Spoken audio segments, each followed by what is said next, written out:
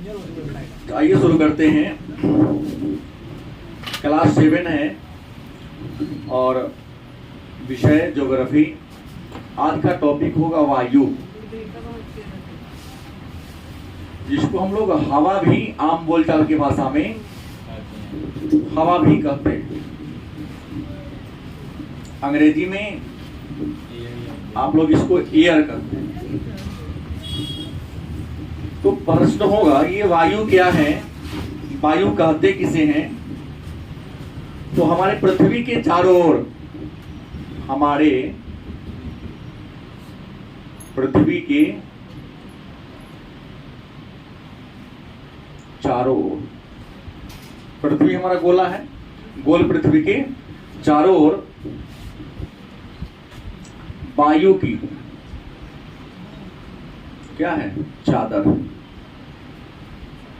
वायु के उस चादर को हम क्या कहते हैं? वायुमंडल। मतलब वायुमंडल कहा जाए आसान शब्दों में तो वायु का पुंज है। हवा के पुंज को, हवा के ढेर को जो हमारे पृथ्वी के चारों ओर फैली है उसे क्या कहते हैं? वायुमंडल कहते हैं। ये जो वायुमंडल है हमारे पृथ्वी के चारों ओर क्या है? गैसों का मिश्रण है। गैसों का क्या है? इसमें सबसे ज्यादा जो वायु है उसका नाम है नाइट्रोजन। लगभग हमारे पृथ्वी के चारों ओर वायु, जितना भी वायु है उस वायु का लगभग 78.08% क्या है? नाइट्रोजन है। और सेकेंड जो है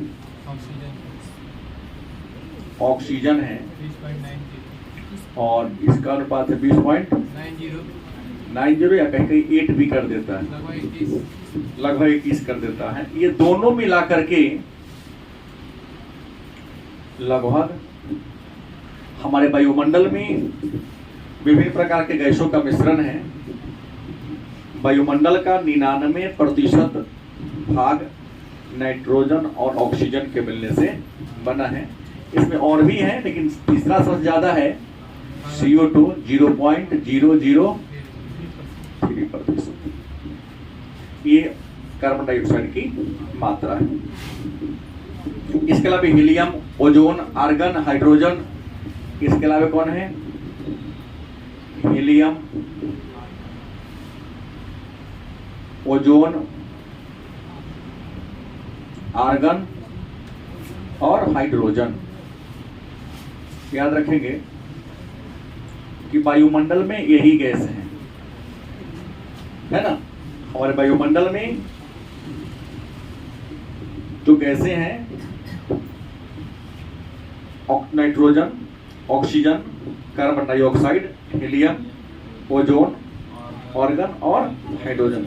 इन सारे गैसों के मिलने से ही हमारे वायुमंडल का निर्माण हुआ है। इन गैसों के अलावा और भी कुछ है तो वह धूलकण क्या है? और जलवाष्प।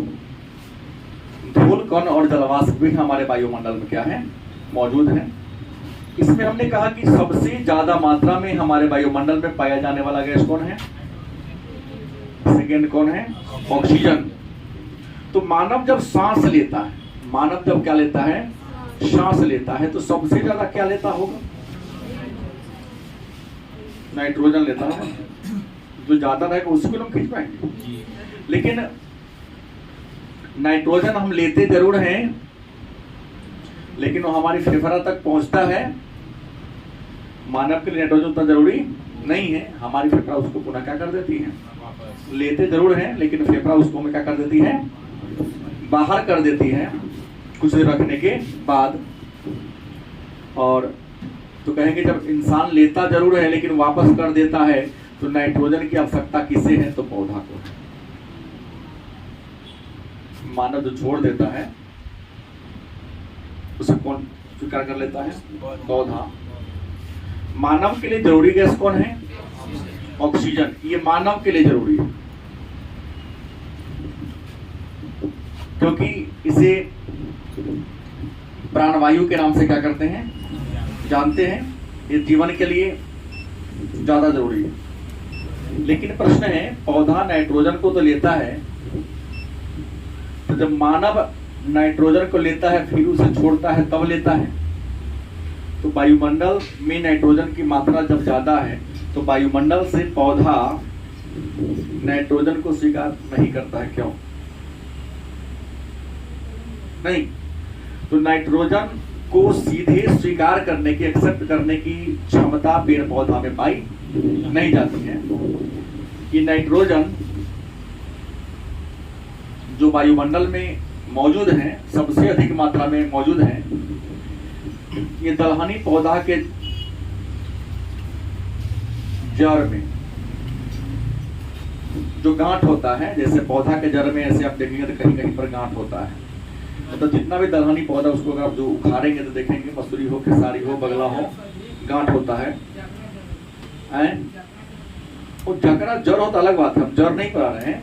तो जड़ में ऐसा गोला गोला गांठ होता है, इसमें राइजोबियम के जीवाणु होते हैं। ये जीवाणु नाइट्रोजन को नाइट्रेट में बदल देते हैं, बदलते हैं ना। राइजोबियम के जीवाणु नाइट्रोजन को नाइट्रेट में बदलते हैं और वही नाइट्रेट के रूप में पेड़ पौधा क्या करते हैं, स्वीकार करते हैं। अब सवाल है, तो वायुमंडल में नाइट्रोजन है ज्यादा, लेकिन इसकी जरूरत होती है पौधा को, ऑक्सीजन की जरूरत होती है किसको? मानव को। लेकिन ऑक्सीजन केवल मानव को ही नहीं, पेड़ पौधा को भी जरूरत होती है। जैसे पेड़ पौधा, आप सबको पता है कि प्रकाश संश्लेषण की क्रिया के द्वारा पेड़ पौधा क्या करता है, भोजन बनाता है या भोजन पकाता है। तो प्रकाश संश्लेषण की प्रक्रिया के द्वारा पेड़ पौधा भोजन पकाता है। तो इस प्रक्रिया में क्या करता है, धरती से खनिज लवण को स्वीकार करता है, वायुमंडल से नाइट्रोजन को प्राप्त करता है, सूर्य से प्रकाश लेता है और पत्ती, पेड़ पौधा अपना भोजन कहाँ बनाता है, पत्ती में। पेड़ पौधा भोजन कहाँ बनाता है, पत्ती में। और पत्ती में जब भोजन तैयार हो जाता है तो पत्ती से पेड़ पौधा, अगर ये स्टीम है ना, इसके पूरे स्टीम में दो पतले पतले कण पाए जाते हैं। एक का नाम आपने सुना होगा जाइलेम, और दूसरा का नाम होता है फ्लोएम। जाइलम जड़ से जाना, जड़ से नीचे के खनिज लवण को ले जाता है ऊपर। अब पत्ती में जब पौधा भोजन तैयार हो जाता है तो फ्लो करता है, ऊपर से नीचे पूरे अंग में क्या कर देता है, इसको फैला देता है और ऐसे पौधा भोजन बनाते हैं। लेकिन पौधा भोजन बनाने की प्रक्रिया में वायुमंडल से CO2 क्या करते हैं, ग्रहण करते हैं। अब मुक्त क्या करते हैं, ऑक्सीजन। मतलब पेड़ पौधा प्रकाश संश्लेषण की प्रक्रिया में भोजन बनाने के लिए किस गैस को एक्सेप्ट स्वीकार करते हैं। लेकिन जब भोजन बन जाता है तो कुछ गैस मुक्त करता है। तो मुक्त करता है कौन गैस, ऑक्सीजन मुक्त करता है। लेकिन ये प्रक्रिया दिन में होता है, रात्रि में उल्टा हो जाता है।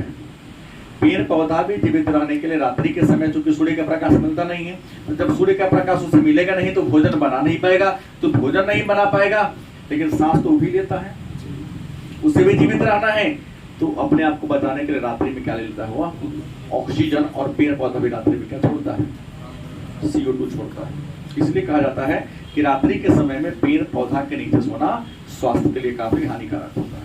लेकिन पीपल, नीम, तुलसी, उड़हल कुछ ऐसे पौधे हैं जो 24 घंटा 24 आवर CO2 स्वीकार करते हैं और ऑक्सीजन को क्या करते हैं, मुक्त करते हैं। तो उसके नीचे अगर आप सोते हैं आपके लिए फायदेमंद है। आपके घर के अगल बगल में इसका अगर पेड़ है, पहले बहुत ज्यादा होता था, तो कोरोना बीमारी का प्रभाव नहीं था। लेकिन लोग अब होशियार होते जा रहा है, कहता कि भूत प्रेत इस पेड़ में होता है ज्यादा, इसलिए पेड़ पर से काट के क्या करो, हटा दो। काट कुछ वाला पेड़ पौधा लगाएगा घर पर, हम मनी प्लांट लगाएगा, पैसा कमा के घर में लाके देगा।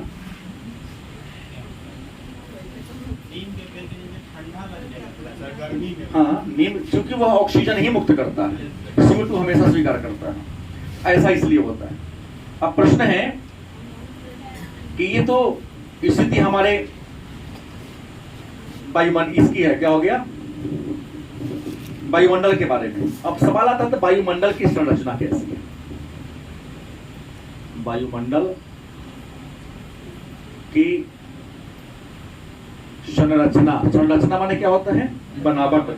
मतलब हमारे वायुमंडल की बनावट क्या है। तो हमने बहुत पहले ही कहा कि वायुमंडल हमारे पृथ्वी के चारों ओर फैला वायु का एक पुंज है। वायुमंडल क्या है, तो हमारे पृथ्वी के चारों ओर फैला वायु के पुंज को हम क्या कहते हैं। तो हमारे वायुमंडल की बनावट कैसी है, तो आप सभी जानते हैं कि हमारी पृथ्वी लगभग क्या है, गोलाकार। पृथ्वी कैसी है, गोलाकार हमारी पृथ्वी है। और इस पृथ्वी के ऊपर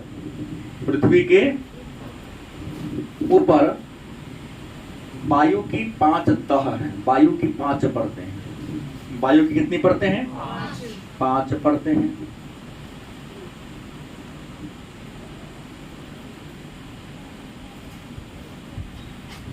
ये जो पृथ्वी की पहला वाला सबसे नीचे वाला परत है, इसका नाम क्या है, क्षोभ। इसका अन्य नाम परिवर्तन मंडल,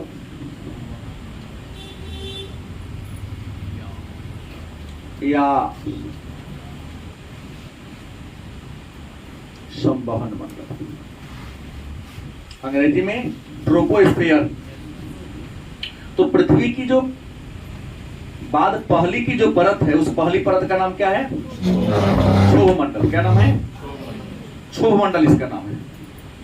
अब मन में प्रश्न होगा कि हमारी पृथ्वी गोल लगभग गोल है, तो पृथ्वी के ऊपर पहली जो सतह है, इसका नाम हमने कहा क्षोभ मंडल। क्यों कहा क्षोभ मंडल, इसका नाम क्षोभ मंडल विद्वानों ने इसलिए रखा क्योंकि यहाँ का इन्वायरमेंट, यहाँ का वातावरण हमेशा क्षुब्ध रहता है। क्षुब्ध रहना मैंने दुखी रहना, हमें कभी गर्मी तो कभी ठंडी, अचानक उमस भरी आ जाती है।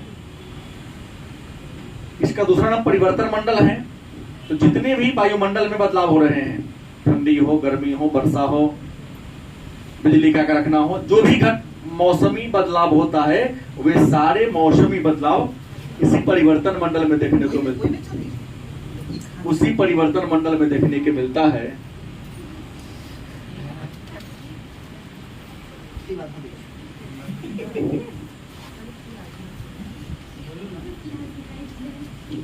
इसीलिए इसे हम क्या कहते हैं, क्षोभ मंडल या परिवर्तन मंडल। तीसरा होगा, इसका नाम संवहन मंडल क्यों है, तो इसका नाम संवहन मंडल इसी रख दिया गया कि संवहनीय धारा में चलती है। मन में होगा कि संवहनीय धारा क्या है, या संवहनीय धारा कहते किसे। तो संवहनीय धारा का मतलब होता है, जैसे मान लीजिए यहां पर सूर्य है, क्या है, सूर्य है, और यहां हमारी पृथ्वी है, क्या है, सूर्य से ऊर्जा किसे प्राप्त होती है, पृथ्वी को। तो हमारी जो वायुमंडल है, ऊपर से गर्म होगी कि नीचे से गर्म होगी, जब तक सतह नहीं मिलेगा तो गर्म क्यों हो जाएगा, गलत सही। सूर्य से प्रकाश आता जब है, तो पहले हमारी पृथ्वी गर्म होती है। कौन गर्म होती है, पृथ्वी हमारी गर्म होती है। अब पृथ्वी जब गर्म होगी, तो पृथ्वी के संपर्क में, हमने अर्थ बना दिया भाई, पृथ्वी के संपर्क में जो हवा है, वो हवा क्या होगा, गलत सही। सूर्य से जो उष्मा निकलती है, वो उष्मा पृथ्वी को आती है। इस उष्मा से पहले कौन गर्म होगा, भूमि गर्म होगी। अब भूमि के संपर्क में जो हवा है, वो हवा गर्म होगी। अच्छा, वो हवा जब गर्म होगी, तो आपको मैं बता दिया हूं कि गर्म होने पर क्या होता है, हल्का होता है और फैलता भी है। तो गर्म होगा तो कहां जाएगा, ऊपर जाएगा। और ऊपर की हवा ठंडी होगी, तो ठंडा होगा तो क्या होगा, नीचे आएगी। क्या आएगी, नीचे आएगी। ये क्रम बार बार, गर्म होगा ऊपर जाएगा, ऊपर का ठंडा होगा कहाँ आएगा। ये क्रम लगातार बार बार चलते रहता है। इस प्रकार जो हवाएं चलती है उसको संवहनीय धारा या संवहनीय हवा कहते हैं। हवा या तो पूर्व चलती है या पश्चिम से, उत्तर से या दक्षिण से या कोना से चलेगी। लेकिन कभी कभी ऐसी घटनाएं घटती हैं, कभी कभी क्या हमेशा होती है कि धरती के संपर्क में जो हवा है गर्म हो, ऊपर गया ऊपर से कहाँ आया, नीचे आया, नीचे से ऊपर गया ऊपर से कहाँ आया। इस प्रकार की जो हवाएं हैं, इस प्रकार की हवा को हम संवहनीय, तो ये लेकिन ये घटना कहाँ घटती है केवल, इसलिए क्षोभ मंडल को हम संवहन मंडल के नाम से भी। मन में प्रश्न होगा सर क्षोभ मंडल की ऊंचाई कितनी है, अन्य की छोड़ दिया जाए, नहीं पूछता है। क्षोभ मंडल की ऊंचाई कितनी है, तो क्षोभ मंडल की औसत ऊंचाई की बात करें तो वह 13 किलोमीटर। लेकिन पृथ्वी का ये जो ध्रुव है, जो यहाँ काफी करीब थे, यहाँ मात्र 8 किलोमीटर है, और यहाँ है भूमध्य रेखा। यहाँ क्या है, यहाँ से दूरी नापेंगे तो यहाँ डिफरेंस ज्यादा होगा, तो यहाँ कितना हो जाएगा 18 किलोमीटर। भूमध्य रेखा पर क्या बोले हैं,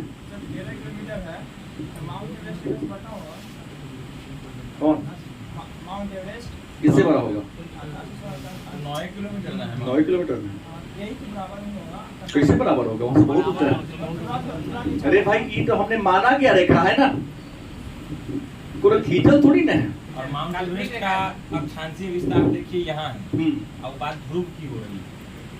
हमने ये बताया आपको ध्रुव हमारी पृथ्वी, इसलिए मैंने गोल बना दिया, नहीं हम गोल बनाते थे समझाने के लिए। हमारी पृथ्वी क्या है, सीधे कहते अब गेना मान लिया 8 किलोमीटर, यहाँ 18 किलोमीटर। भाई भूमध्य रेखा यहाँ है, बीचों बीच है, यहाँ से यहाँ ऊंचाई 18 किलोमीटर और यहाँ ध्रुव है 8 किलोमीटर। 18 और 8 जोड़ेंगे तो कितना होगा 26।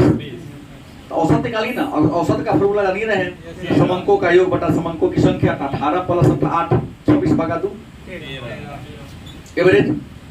अब सवाल है बादल का बनना, वर्षा होना, हेलीकॉप्टर चलना, मौसमी बदलाव, सारे मौसमी बदलाव किस मंडल में होते हैं, क्षोभ मंडल में ही होते हैं। तो दिक्कत चलिए प्लेन तो उसमें उड़ता नहीं, इसके ऊपर हम चलते हैं। इस मंडल की एक और खासियत है, इस मंडल में आप जैसे जैसे नीचे से ऊपर की ओर जाएंगे ताप क्या होगा, घटेगा। क्या होगा, जैसे नीचे से ऊपर जाएंगे तापमान क्या होगा। लेकिन ये केवल और केवल क्षोभ मंडल में ही होता है। इसको हम ताप का व्युत्क्रमानुपाती कहते हैं। नीचे से ऊपर जाके तापमान क्या होगा, माने हर किलोमीटर 6.5 डिग्री, 165 मीटर पे 1 डिग्री। यहाँ टेम्परेचर क्या होता है, घटता है। इसके बाद की अगर हम बात करें, क्षोभ मंडल के ऊपर की बात करें, तो क्षोभ मंडल के ऊपर जो उसका नाम है समताप मंडल ना, स्ट्रेटोस्फीयर इसको कहते हैं, ट्रोपोस्फीयर इसको कहते हैं स्ट्रेटोस्फीयर। और समताप मंडल इसका नाम इसलिए पड़ा क्योंकि सम जोड़ ताप, सम माने होता है समान, और ताप माने टेम्परेचर। वह मंडल जिसका टेम्परेचर क्या हो, हमेशा समान हो, बराबर हो, जिसके टेम्परेचर में, जिसके ताप में किसी प्रकार का चेंजिंग या किसी प्रकार का बदलाव नहीं होता हो, तो उसको समताप मंडल के नाम से, मतलब सालों भर यहाँ का टेम्परेचर, यहाँ सर्दी गर्मी का कोई एहसास नहीं होता है, समताप मंडल की खासियत है। हाँ लेकिन एक बात है, क्योंकि सालों भर इसका टेम्परेचर बराबर होता है, तो हवाई जहाज जिसको वायुयान हम लोग आप कहते हैं, तो हवाई जहाज इसी समताप मंडल में ही उड़ते हैं। तो इसमें उड़ेगा तो मौसम सब जो चेंज हो रहा है, कब उसमें आग लग जाएगी कोई गारंटी नहीं है। वहाँ समान प्रकार का टेम्परेचर यहाँ उड़ रहा है, मौसम चेंज का असर नहीं, कोई असर नहीं है। फिर जब मौसम चेंज होता है हवाई जहाज नीचे आएगा, तो नीचे उड़ाने नहीं भरता है, रोक दिया जाता है, उड़ान उठेगा ही नहीं, टेक ऑफ नहीं चलता ऊपर चलता है, ऊपर जब चलता है, जब वातावरण खराब होता है तब चला। इसलिए कि वातावरण खराब हुआ तो इसकी ऊंचाई हाइट आगे पीछे होने की संभावना रहती है। बिजली के डर से चलाते हैं। Thunder storm. हाँ, क्योंकि उसके अंदर भी इसे सॉफ्टवेयर चलता है। यहाँ इसके 18 है, 20-22 की चलती है। बादल आपसे टकराएगा, हो सकता है कि ऊपर तो बिजली बन ही रहा है, बिजली से बिजली टकराएगा। कई कारण हैं, तो हवाई जहाज यहाँ चलता है। लेकिन समताप मंडल की खासियत, अब कहें कि समताप मंडल की खासियत क्या है, तो समताप मंडल में जैसे हम ऊपर जाते हैं, मतलब मोटा मोटी 48 किलोमीटर के आसपास समताप मंडल में ही ऊपर की ओर हम क्या करते हैं, जाते हैं, इसके तापमान में वृद्धि होना शुरू हो जाता है। समताप मंडल की ऊपरी सीमा मोटा मोटी 48 किलोमीटर के आसपास तापमान में अचानक वृद्धि होना शुरू होता है, बढ़ने लगता है। ताप में जब वृद्धि होता है तो यहाँ पर ऑक्सीजन के 3 गो परमाणु के मिलने से नहीं, गर्मी से रिएक्शन करता, क्रिया कर लेता है, एक नया गैस का निर्माण हो जाता है जिसका नाम होता है O3। और यह ओजोन परत हमारे पृथ्वी के लिए सुरक्षा कवच का काम करती है, क्योंकि सूर्य से जो पराबैंगनी किरणें धरती को आती है, पृथ्वी को आती है, तो उसको आने से क्या करती है, रोक ले रही है। इसलिए ओजोन को हम पृथ्वी का सुरक्षा कवच। लेकिन आज मानव की गतिविधियां बहुत ज्यादा बढ़ती जा रही है।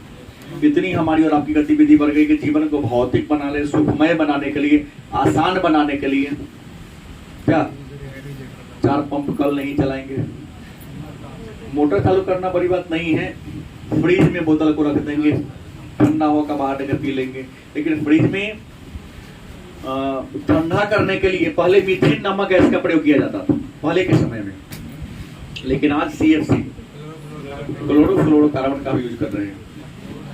ये गैस बिजली से जब रिएक्शन करता है तो सीधा उसके ऊपर की ओर जाता है। वहां जाने के बाद इसी ओजोन सतह को धीरे धीरे क्या कर रहा है, कमजोर कर रहा है। कमजोर करेगा तो पतला होगा, फट जाएगा। तो सूर्य से जो पराबैंगनी किरण नीचे की ओर आती है वो इंसान को पड़ेगा। और आज देखिए दिन पर दिन कैंसर रोगियों की संख्या बढ़ रही है। इसके लिए जिम्मेदार इंसान खुद है, और दोषी मानेगा भगवान को। सारे परेशानी का जड़ ही इंसान है खुद। दुनिया का सबसे अगर खराब प्राणी कोई है तो मानव नहीं है। अपने जीवन को सुखी बनाने के बाद बता रहा है, लेकिन और दुखी और बढ़ रहा है। चंद सुख के लिए मैरियाना गर्त की गहराई में क्या होते जा रहा है, वो बढ़ते जा रहा है। तो ऑक्सीजन, इसके ऊपर जो परत है उसका नाम है मध्यमंडल। हालांकि मेसोस्फीयर, इसका हमारे और आपके लिए कोई खास महत्व नहीं है। और मध्यमंडल का चौथा मंडल है आयन मंडल, इसको आयनोस्फीयर कहते हैं। और ये मंडल मानव के लिए विज्ञान और प्रौद्योगिकी के विकास के लिए बहुत ही ज्यादा महत्वपूर्ण है, क्योंकि इसी आयन मंडल में 3 सतह है। कितने सतह हैं? अत्यधिक गर्मी के कारण आयन मंडल में जो गैसें पाई जाती हैं वो उसमें मैग्नेटिज्म, चुंबकत्व का गुण आ गया है। और डी एफ विद्वानों ने 3 सतहों में क्या कर दिया है, बांट दिया है। और इसी आयन मंडल में अत्यधिक गर्मी के कारण यहाँ जो गैस है वो चुंबक जैसा बिहेव करता है। और चुंबक जैसा बिहेव करने के कारण ही जितने भी सैटेलाइट होते हैं छोड़े जाते हैं यहाँ पर। और जो मोबाइल आप काम कर रहे हैं, टेलीविजन काम हो रहा है, इंटरनेट काम कर रहा है, सब इसी की वजह से। रेडियो में FM कर रहा है, मीडियम वेव, शॉर्ट 1, शॉर्ट 2, इन्हीं के कारण काम कर रहा है। अगर ये 3 सतह नहीं होता तो शॉर्ट मीडियम का हिसाब किताब आपके पास नहीं होता। अच्छा देखिएगा, ट्यूनिंग न चाहते हैं तो यहाँ सीमा पर तो मिलता है, गड़गड़ाता है ज्यादा। जैसे थोड़ा आगे बढ़ा दीजिएगा, उसका ट्यूनिंग मिल जाएगा, गड़गड़ाहट क्या होती है, बंद हो जाता है। और इसके ऊपर जो होता है उसको हम कहते हैं बहिर्मंडल, अंग्रेजी में एक्सोस्फीयर। इसके ऊपर जो होता है उसके वहां से शुरू होता है अंतरिक्ष। ये 5 परत है, यहाँ तक इंसान की पहुंच बन चुकी है। उसके ऊपर इतनी गर्मी है इंसान को पहुंच पाना संभव नहीं है। एक छोटी सी बात और जान लें,